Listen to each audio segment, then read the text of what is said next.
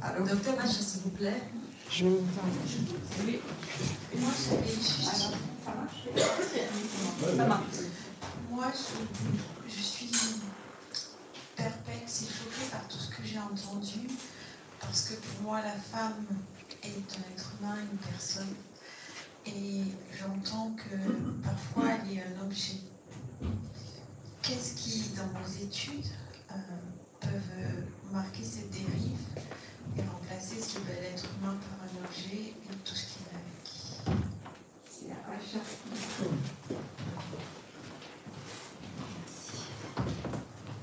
Oui, malheureusement, moi aussi j'étais tout à l'heure choquée par cette expression. Donc, la femme, l'être humain, l'être social, l'être culturel, l'âme, de la rendre comme objet, parfois malheureusement sexuel dans le cadre du taliban, parce que tout à l'heure, il a parlé du mode de fonctionnement du taliban qui ne voit en la femme qu'un objet sexuel, malheureusement. Donc, on voit en la femme un objet de reproduction, malheureusement. On voit en la femme une tâche ménagère, belle à faire des courses, belle à faire des devoirs à la maison, en la privant de tous ses droits. Il a évoqué tout à l'heure son droit humain de sortir même de chez elle, de s'exprimer même parfois. Donc, en fait, pour moi, la cause, comme vient de dire tout à l'heure madame, donc c'est pas une responsabilité individuelle, c'est pas la responsabilité des talibans, c'est la responsabilité en fait complexe du système qui a permis aux talibans d'émerger sur place. De devenir une force sur place. Où sont les citoyens? Lui, il parle d'ethnie, et effectivement, les talibans, c'est juste un groupe ethnique. Donc, où sont les autres citoyens? Où est en fait la force? Et où sont les résolutions de paix dont on parle? Où sont les résolutions qui touchent la femme? Où est la convention qu'on a fait en Turquie donc pour nos droits, pour l'élimination des violences à l'égard des femmes? Il n'y a pas. En fait, on est devenu, comme vous dites, comme un objet, donc dans des zones particulières et dans des circonstances particulières. Il y a bien évidemment des mouvements de militantisme et d'activisme. On a des slogans, on mène des actions, des manifs, on fait un travail de plaidoyer, on fait un travail de prévention et d'éducation, mais la coordination entre les institutions étatiques, les politiques internationales,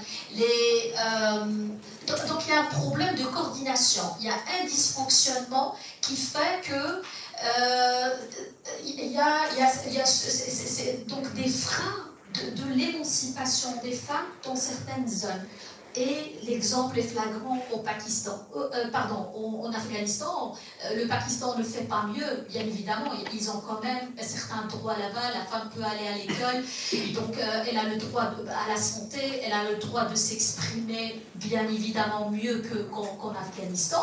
Mais c'est le système, c'est la spirale vicieuse évoquée par madame tout à l'heure qui fait qu'ils nous ont rendus comme objet. Et certes que la prévention et la sensibilisation de certaines femmes même à revendiquer leurs droits, il y en a certes qui sont victimes de violences et d'autres choses, mais qui n'arrivent pas à parler, qui n'arrivent pas à dénoncer ce qu'elles subissent. Donc je reviens au fait que je parle pas d'une approche victimaire de la femme. Bien évidemment, certaines femmes osent commettre des violences, mais en fait, il faut refuser donc, la responsabilité aux communes, la responsabilité donc, est sociétale, la responsabilité est politique. Donc, si les politiques, nous, citoyens du monde, que ça soit femme ou homme, peu importe notre sexe, bien évidemment, on milite collectivement pour ça. Puis, on n'aura pas de femmes objets sexuels ou autres dans l'avenir. Et tout passe par l'éducation. Voilà, j'espère que j'ai pu vous répondre. Moi aussi, j'étais très, très, très choquée du terme. Merci beaucoup. J'ai posé, mais s'il n'y a personne. Oui, j'ai une petite question. Moi, mes questions sont toujours simples. Alors, c'est vrai, même moi-même j'étais choqué un peu tous ces propos, mais je me dis quand même, la dernière intervenante, en l'occurrence Marie-Christine, donne quand même qu'il y a de l'espoir, parce qu'il y a un travail qui se fait. Alors, je me dis, en fait, nous sommes tous des blessés de guerre, quoi. On est tous des blessés de guerre parce que, si j'ai bien compris, que souvent on hérite de nos parents. Et nos parents ont hérité aussi de leurs parents, ainsi de suite. Si on peut remonter la chaîne, ça va aller très loin aux aïeux. Alors je me dis, si je peux prendre un raccourci, je dis que la recherche, ou bien le remède ultime, serait de se réconcilier avec Dieu, qui est unique, qui est un parent d'amour. Est-ce que ça pourrait être un remède de réconciliation envers soi-même? Quelle est la place de la croyance, de cette croyance à un Dieu unique? Parce qu'en fait, tous les efforts économiques, tout ça ça construit, mais est-ce que le remède ultime ne serait pas de se réconcilier avec notre Père Céleste, avec Dieu? Merci. Je sais que Mme Baïcha doit partir pratiquement tout de suite. Ah, ça doit partir. Oui, maintenant. Peut-être que Marie-Christine, vous voulez répondre à ces questions. Là, maintenant. Tu voulais peut-être répondre à une dernière. Alors, donc, voilà, brièvement, donc, vous êtes en train de parler d'un processus que j'ai évoqué tout à l'heure, de social learning of violence, donc de l'apprentissage social de la violence, c'est-à-dire de la transmission de génération en génération de la violence. En fait, la remède pour moi, peut-être, elle pourrait éventuellement explorer la piste théologique, donc et spirituelle, mais moi, plutôt, la solution pour moi, c'est la déconstruction du vécu. Donc, comment on fait avec ces gens-là?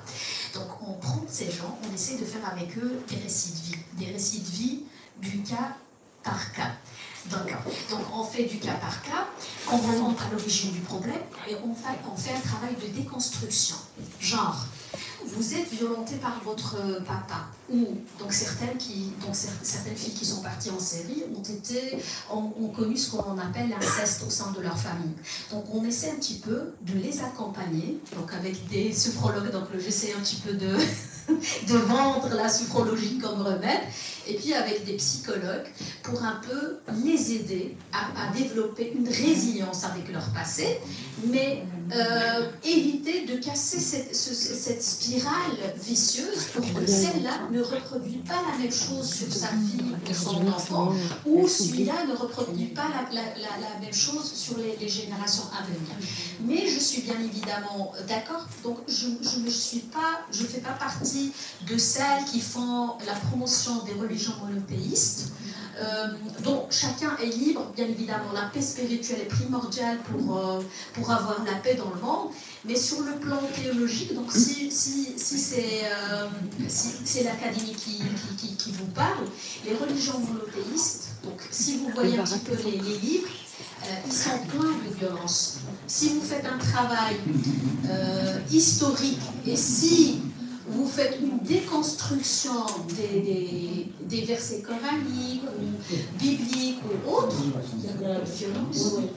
Il y a énormément de violence. L'interprétation qui a été faite, parce que la parole de Jésus, la parole n'était pas. Donc c'est pour ça que je suis pour la liberté des cultes. Chacun est libre de croire ce qu'il veut. Et donc, voilà, j'espère que j'ai pu vous répondre. Je ne suis pas théologienne, donc ce volet-là, je vous remercie. Nous vous remercions d'avoir fait. Désolée, je pense qu'il faut que tu parles pas. Et nous vous souhaitons. Mais on va terminer.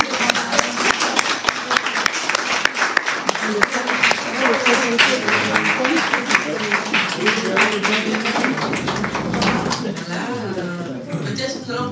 Vous connaissez bien cette question? Oui, ça ira. Le 67, là.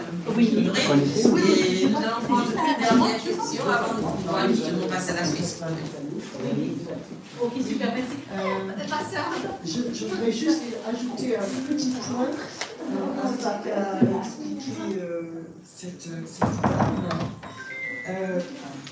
C'est vrai que les religions sont remplies de violence. Et c'est pourquoi je suggérais de vraiment être à l'affût de tout.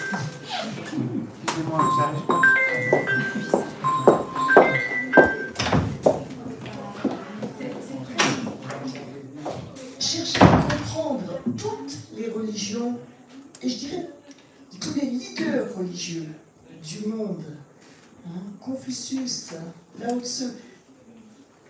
Bien sûr, l'histoire religieuse est remplie de violence. C'était l'histoire de l'humanité qui avançait, en fait. On pourrait dire ça. La violence, il y a 4000 ans, mais c'est évident, elle était partout. Il y a 2000 ans, elle était presque partout. Il y a 1000 ans, idem. Je veux dire, ça, toutes les religions datent de ces époques. Même l'islam est arrivé à une époque où la violence était très intense. Donc, quelque part, bon, l'homme a fait avec ce qu'il avait, comme il a pu, avec les paroles qu'il a entendues à l'époque. Je crois qu'aujourd'hui, nous sommes à une autre époque et nous avons un esprit suffisamment formé par tout ce qui nous a éduqués pour faire la part des choses et utiliser les mots qui ont été dits il y a très longtemps pour nous libérer nous-mêmes de la violence. Voilà. C'est ce que j'avais envie de rajouter. Merci. Une dernière question.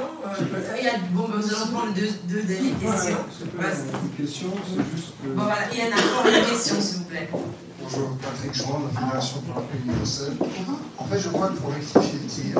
Dans les religions, il n'y a pas de violence, c'est l'être humain qui est violent et qui utilise parfois la religion pour la violence. Et la Fédération, en fait, se base sur des valeurs communes et des principes communs pour la paix. Donc il faut bien discerner cela. Hier, j'étais avec la responsable du bouddhisme associatif à l'UNESCO. Elle a un livre, Marx et Confucius. J'étais étonné. Je dis, comment vous pouvez croire au taoïsme, au yin et yang, et en même temps au marxisme qui prône la violence. Donc vous voyez, il y a une confusion des valeurs.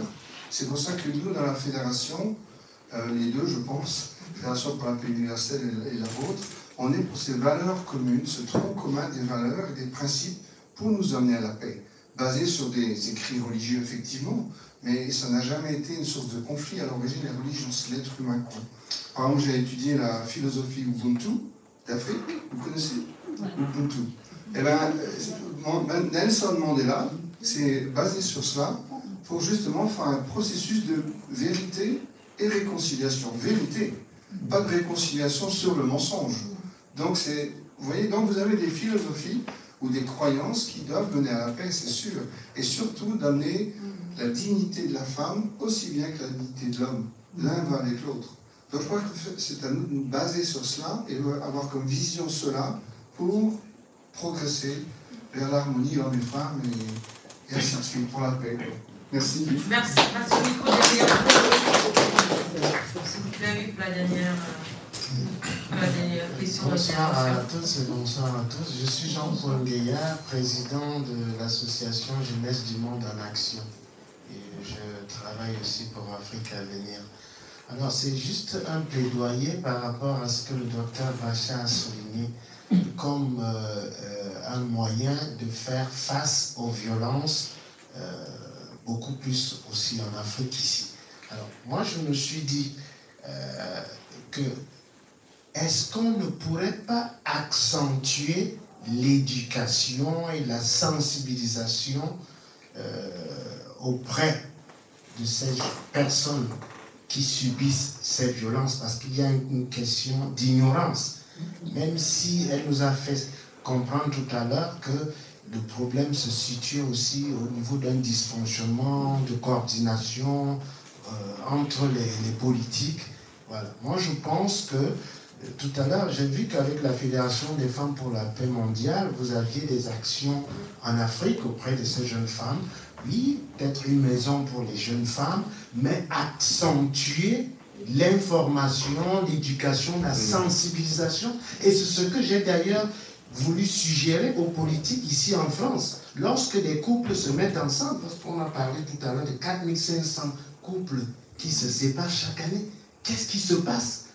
Alors, est-ce qu'on ne pourrait pas, au niveau des préfectures, de la mairie, quand les jeunes gens doivent se mettre ensemble, prendre ne serait-ce que quelques minutes pour leur expliquer ce que c'est que la violence et ses conséquences à long terme, afin que, même si cela arrive, au moins qu'ils soient déjà préparés.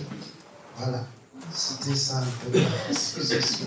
Et je suis prêt à donner un coup de main à la Fédération des femmes, si elles veulent bien. Je mets ma disponibilité pour engager cette sensibilisation accrue auprès des jeunes femmes en Afrique. Merci. Voilà. Merci beaucoup. Merci beaucoup. En fait, juste pour rajouter un petit peu, c'est vrai que ce serait aussi important d'apporter l'éducation du caractère à l'école, pour justement aider ces jeunes filles, ces jeunes hommes à devenir des futurs papa, des futures mamans, savoir comment résoudre les problèmes de couple ou les problèmes sociaux, enfin les relations sociales. Donc ça c'est important et je pense que ça manque énormément parce que même avoir du respect ne suffit pas. Il y a un changement intérieur quand même et donc l'importance, comme disait Patrick tout à l'heure, des valeurs dès le plus jeune âge. Et ça c'est pas évident. En tout cas, merci beaucoup. Voilà, je vais donner à nouveau